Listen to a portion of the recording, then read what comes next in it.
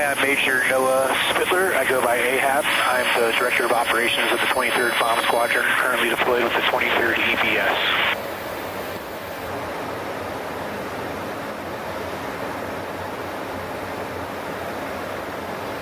Bomber Task Force missions are really important because they show that bombers can go anywhere in the world.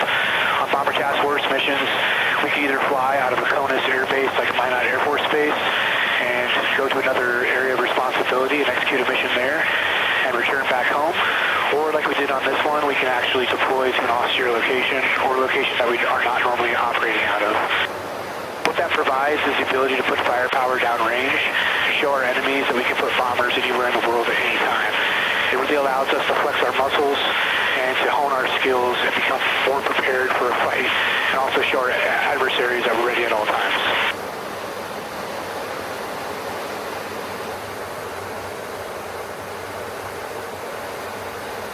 So Agile Combat Deployment, known as ACE, it's really important in the BTF construct because it allows us to have flexibility and agility that keeps our enemy and our adversaries guessing where we're going to be at any given time.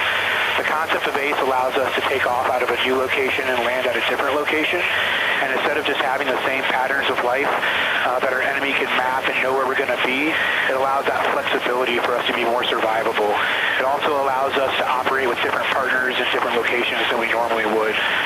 So with the ACE concept, we're keeping ourselves unpredictable, and we're able to meet the enemy where we want and where we choose at any time.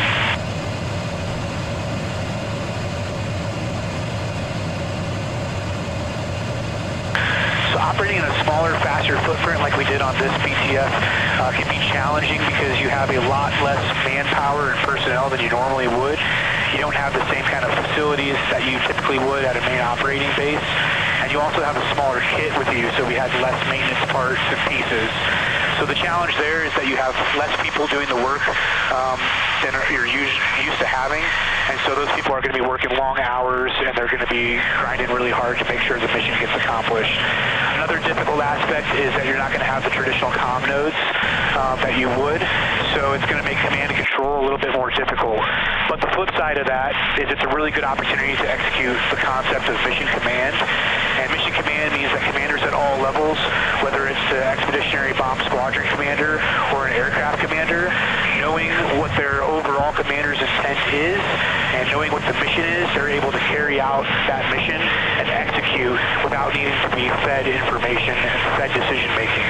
So it allows us to really flex that and to show that mission command is an executable philosophy in wartime.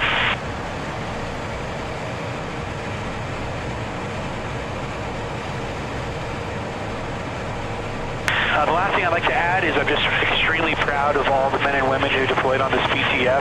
It takes a lot of people. It's not just the air crew. It's the maintainers who get the jets ready and fix them when we're deployed. It's all the operational support squadron personnel who are doing all kinds of things to make sure that we have the products that we need, the information that we need to go out there. Of course, we have the logistics and readiness squadron back home that prepares us for deployment, gets us out the door. We have all the medical folks, some who prepare us before we leave, some who actually deployed with us.